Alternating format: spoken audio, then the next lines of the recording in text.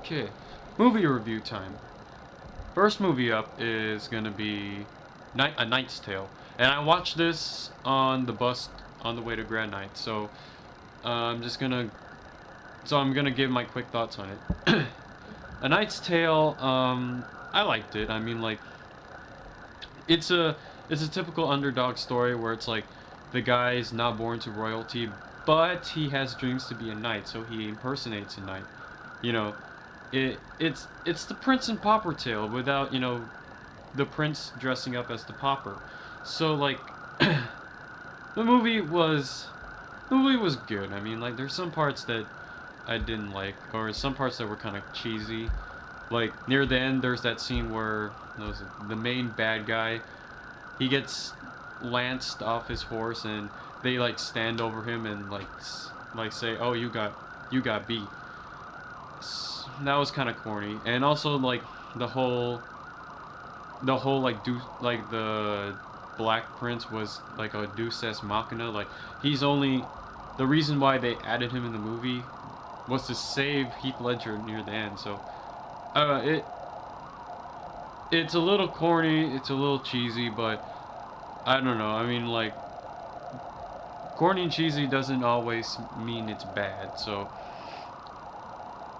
but what most people really tend to think about when it comes to this movie is the weird and the weird misplaced music. Like, the movie is set in the 1370s, but yet it has music from the 1970s. Like, the very intro scene is like when they're showing the credits, it's the crowd like clapping along with "We Will Rock You."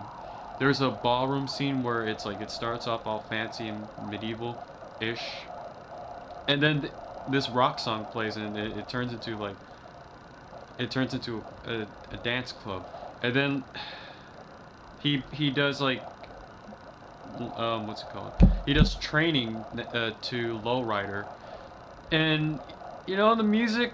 A lot of people complain made the movie felt really like weird and out of place and kind of clashing. But you know, the music to me, it never made me think that this was not in the 1370s. I mean, for me, the music is really just supposed to be there to add to the experience, and it didn't make it didn't make me think it was not, in its frame.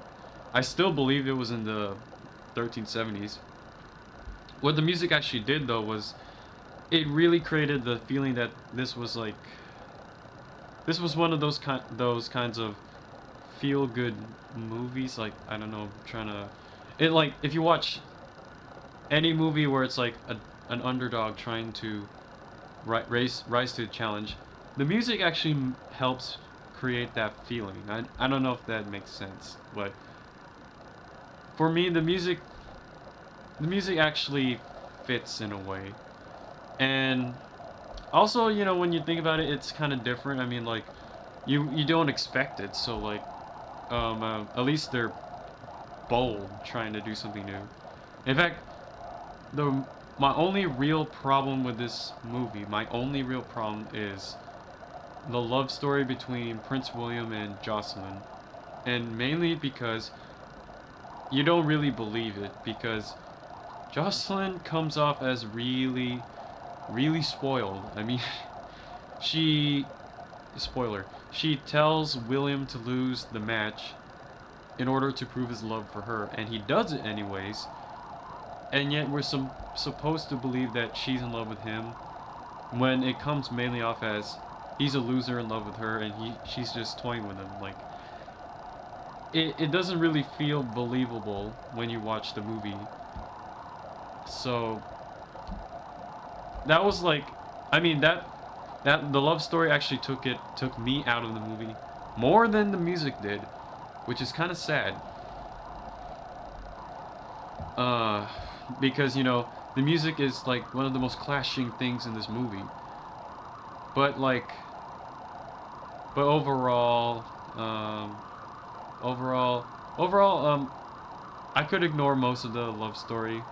I could focus on the somewhat cliche story, but Yeah, it's not bad. I mean, like I give it a watch, and it's fun watching like Heath Ledger in the movie, and Wash from Firefly is in this movie. He's kind of he was really funny in this. So yeah, this is a good movie. All right.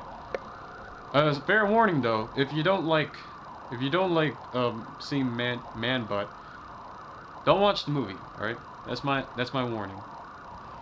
Yeah. But other than that, it was a good movie.